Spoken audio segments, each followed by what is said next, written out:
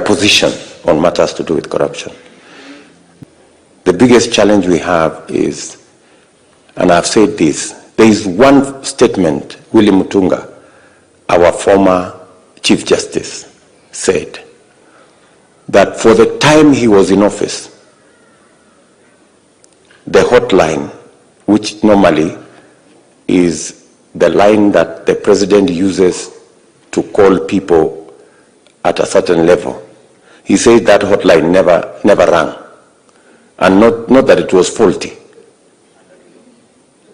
Kibaki did not call anybody to do anything. He allowed the institutions to function. Right? My position in matters of fighting corruption is to make sure, as we have done under this administration, to make sure that the DPP has the software, the human resource, and the financial resources to discharge his responsibility. And so must be the courts. The judiciary, in accordance with the law, is supposed to get 2.5% of our budget. They get less than 1%. And with a judiciary undermined that far, it becomes very difficult to fight corruption. Right? We put a lot of resources in the investigative agencies.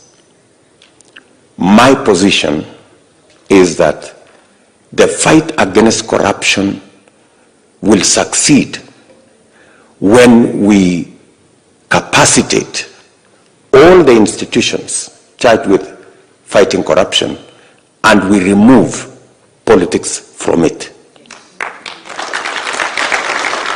As so long as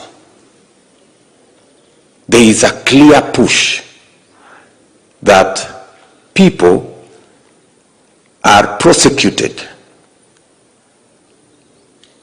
politically in the name of corruption, we will never win the fight against corruption. And it is almost public knowledge today in Kenya that you can be as corrupt as you want so long as you have the right friends.